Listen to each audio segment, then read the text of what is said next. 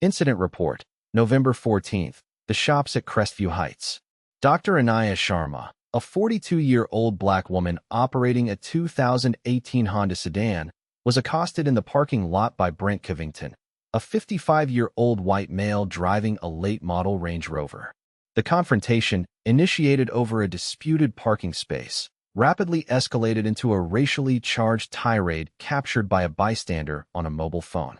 Covington accused Sharma of theft, questioned her right to be on the premises, and threatened to involve law enforcement to have her removed. The incident concluded only after Dr. Sharma revealed her credentials, which fundamentally altered the power dynamic and led to severe professional and personal consequences for Mr. Covington. The encounter began on a Tuesday afternoon, under the cold, white sky of a late autumn day. The air was crisp, carrying the faint scent of decorative pine shavings from the plaza's aggressive holiday displays. Dr. Anaya Sharma felt a profound sense of weariness settle into her bones. She had just returned from a 9-day trip to Geneva, a whirlwind of high-stakes negotiations and meticulously documented reports on state-sponsored violence. The jet lag was a physical weight, pressing down on her eyelids and making the simple act of driving feel like navigating a minefield. All she wanted was a specific, rare blend of oolong tea from a boutique shop in this ridiculously opulent outdoor mall. It was a small comfort, a grounding ritual before she had to host a dinner for a visiting dignitary the following evening. Her car, a reliable and unassuming dark gray sedan, was a bubble of quiet anonymity. She spotted a car backing out of a prime spot near the entrance. She waited patiently, blinker ticking a steady rhythm in the quiet car. As the silver Lexus pulled away, she guided her Honda into the space. She turned off the engine, the ticking sound replaced by a sudden, jarring blast of a horn from behind her. It was long, angry, and imperious. Anaya closed her eyes for a second, a silent prayer for patience sent up to a universe that rarely seemed to be listening. Through her rearview mirror, she saw a massive, glossy black SUV, the kind of vehicle that looked more like an armored transport than a personal car. The driver, a man with a flushed, angry face, was gesticulating wildly. Anaya took a deep breath, gathered her purse and tote bag, and opened her door. She had no intention of engaging. It was just an angry driver. The world was full of them. But he wasn't just an angry driver. He had already put his behemoth vehicle in park, straddling the lane, and was storming toward her before she could even fully stand. "Are you serious?" he bellowed, his voice a gravelly roar that made a nearby couple flinch. "Are you actually serious? I was waiting for that spot." Anaya stood and closed her car door calmly. She was dressed in comfortable travel clothes, a soft cashmere sweater in a muted plum color, dark jeans, and practical flats. Nothing about her screamed for attention. She looked at the man. He was tall, broad, dressed in an expensive-looking sports coat over a collared shirt. A gold watch glittered on his wrist. Everything about him screamed entitlement. "I'm sorry," she said, her voice even and low. "I didn't see anyone indicating." The car was already pulling out when I arrived. Her response was meant to be a simple statement of fact, a de-escalation. But for this man, it was fuel. "Don't you lie to me," he snarled, jabbing a thick finger in her direction. He took a step closer, invading her personal space. "I saw you. You whipped in here from the other lane.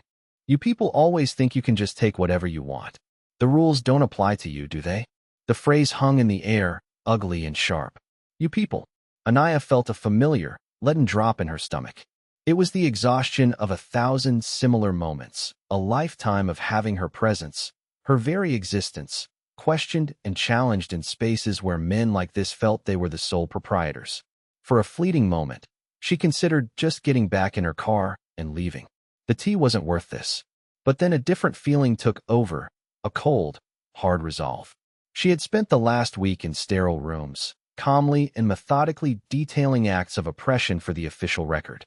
She had faced down ministers of corrupt governments and generals accused of war crimes, all without raising her voice. She would not be chased out of a parking lot by a suburban tyrant in a luxury SUV. "Sir," she said, her tone shifting from polite to formal. "There is another open spot 3 spaces down. I suggest you take it. There is no need for this confrontation." Her calmness seemed to infuriate him further. He saw it not as strength, but as defiance from someone he considered his subordinate in the unspoken social hierarchy he lived by. "No, you move," he commanded, his face getting redder. "This is my spot. This is my shopping center. People like you don't belong in Crestview Heights anyway. Let me guess, you're here to boost something from one of the stores? How did you even get in here? Is that car even yours?" The accusations were a rapid-fire assault of racist and classist tropes, each one designed to diminish and humiliate her. He was painting a picture for any potential audience. He was the victim, the protector of this exclusive enclave, and she was the interloper, the criminal, the threat. And an audience was forming. The couple that had flinched earlier now stood a short distance away, watching with wide, uncertain eyes. Across the parking lane, a young man, probably a college student, leaned against a pillar, his expression unreadable.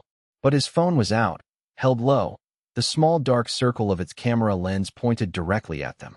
Anaya registered this instantly. The encounter was now being documented. This changed the calculus. It was no longer a private ugliness she had to endure. It was a public record being created in real time. "I have just as much right to be here as you do," she stated, her voice unwavering. She met his furious gaze without flinching. "I am not moving my car. I am going to go into that store and buy my tea. You are causing a public disturbance." This assertion of her rights, this refusal to be intimidated, was the final straw for him. His sense of absolute authority was being challenged, and he couldn't tolerate it. He puffed out his chest, a caricature of masculine aggression. "Knight, you have no rights here," he spat. "I know the owner of this plaza. I am on the board of the Merchants Association. I will have security here in 2 minutes, and they will remove you. I'll have your car towed. You know what? I'm calling the police. I'm going to tell them you threatened me. A crazy woman, threatening a respected member of the community. Let's see how that goes for you." It was the ultimate weapon in his arsenal, the threat to summon the institutional power he knew was historically weighted in his favor. To call the police on a black woman in a trivial dispute was a potentially life-altering threat, and he wielded it with the casual cruelty of someone who had never once had to fear the outcome of such an encounter. This was the moment the entire dynamic shifted. The weariness in Anaya's soul was burned away by a sudden, sharp flame of cold fury. The diplomat, the negotiator, the patient documentarian of injustice, receded. In her place was someone else, a woman who understood power down to its molecular level, how it was used, how it was abused, and how it could be dismantled. "You want to call the police?" she asked, her voice dropping to a near whisper, yet carrying more weight than his bellows. "Please do. In fact, I insist. Get your phone out and dial 911. Tell them a black woman has you cornered in the parking lot." She paused, letting the absurdity of the image hang in the air. "But while you do that, I will require your full name and the name of your employer." For my report, Brent was visibly thrown. Her immediate, insistent agreement to involve the police was not the reaction he expected. He had anticipated fear, pleading, or a hasty retreat. This calm, almost eager, acceptance of his threat was disorienting. "My name? You don't get to ask for my name," he blustered, trying to regain his footing. "I'm the victim here. I'm the one being harassed." Anaya took a single, deliberate step forward. It was not aggressive, but it was definitive. She now stood directly in front of him, forcing him to meet her eyes. "You have publicly accused me of theft. You have asserted that I do not belong here based on my race. And you have just threatened to file a false police report, which is a crime in this state. That makes this a legal matter. So, I will ask you again, for the record," she said, subtly tilting her head toward the young man with the camera. "What is your name?" The man, whose entire attack was predicated on her being powerless, was now being subjected to a formal, almost legalistic inquiry. He could see the teenager with the phone more clearly now, and a flicker of unease crossed his face. Still, his arrogance was a thick shield. "It's Brent Covington, and I'm a senior partner at Northgate Capital. We practically built this city. Now, are you going to move, or am I calling the cops?" he said, his hand protectively hovering over his suit jacket pocket, where his phone presumably was. "Thank you, Mr. Covington," she replied, her voice glacially calm. "My name is Dr. Anaya Sharma." She offered nothing more. Just the name and the title. It was the first piece of the puzzle, laid down on the table for him to inspect. He, of course, chose to smash it. "Doctor?" he sneered, a cruel smirk twisting his lips. A doctor of what? Grievance studies? Get out of here. You're not impressing anyone. Anaya ignored the insult. It was irrelevant noise. She shifted the simple canvas tote bag from her shoulder and reached inside. For a moment, Brent's bravado faltered. A primal fear flashed in his eyes as he watched her hand disappear into the bag. He took an involuntary step back. The witnesses tensed. What was she reaching for? A phone? A weapon? Instead, her hand emerged with a small, unassuming leather wallet. It was dark blue, almost black, and the leather was worn soft at the edges, the sign of something carried daily and for years. It was not a fashion accessory. It was a tool. She didn't open it to her driver's license. She flipped it open to a different section. Mr. Covington, she began, her voice holding the precise, uninflected tone of a courtroom official reading a verdict. You mentioned calling the police. I want to reiterate my support for that decision. However, before they arrive, I feel it is my civic duty to inform you of the potential legal jeopardy you are placing yourself in. She held the wallet out. Inside, behind a clear plastic window, was not a state ID but a government credential. It was navy blue with a striking, embossed gold seal of the United States of America. Filing a false report against a private citizen is a misdemeanor, she continued, as if lecturing a student. However, filing a malicious and false report against a federal official, particularly in an attempt to intimidate or harass them in relation to their duties, can be prosecuted as a felony. Specifically, under Title 18, Section 111 of the U.S. Code, which covers assaulting, resisting, or impeding certain officers or employees. Your threat could be interpreted as a form of impediment. Brent squinted at the ID, his brain struggling to process the information. The words were small, official, federal official, he scoffed, his voice lacking its earlier conviction. What are you, a mail carrier? A census taker? That doesn't mean anything. He was grasping at straws, trying to shrink her back down to the powerless figure he had created in his mind. But the seed of doubt had been planted. The young man with the phone, sensing a critical moment, took a few steps closer, his phone raised more overtly now, the lens zooming in on the small, powerful rectangle of plastic and paper in her hand. The light caught the golden eagle, making it shine. The words, United States Department of State, were now clearly visible to anyone paying attention. And everyone was paying attention. The atmosphere in the parking lot had transformed. The air crackled with a tension that had nothing to do with the argument over a parking space and everything to do with the spectacular, public implosion of one man's worldview. Mr. Covington, Anaya said, her voice cutting through his sputtering attempts to regain control. She finally closed the wallet with a soft snap and looked him directly in the eye. Her gaze was not angry. It was something far more devastating, pitying. I am Dr. Anaya Sharma. I am the senior advisor to the Undersecretary for Civilian Security, Democracy, and Human Rights at the United States Department of State. She let the title settle in the cold air. Each word was a hammer blow against the flimsy scaffolding of his prejudice. My job, Mr. Covington, consists of traveling to foreign nations to investigate and report on human rights abuses. I document instances of ethnic and racial persecution. I interview victims of state-sanctioned discrimination. I write the reports that determine foreign policy and sanctions against regimes where individuals are targeted, harassed, and denied access to public spaces based on their background. Based on the idea that they don't belong, the silence that followed was absolute. The only sound was the distant hum of traffic and the faint, tinny Christmas music wafting from the plaza speakers.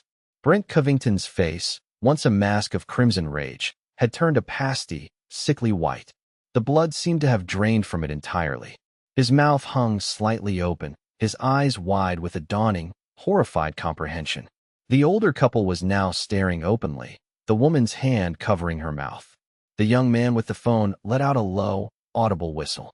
You stood here, in a public parking lot, and questioned my right to exist in this space because of the color of my skin. Anaya continued, her voice a relentless, factual indictment. You accused me of being a thief because I drive a modest car. You threatened to use your connections and the police to intimidate me.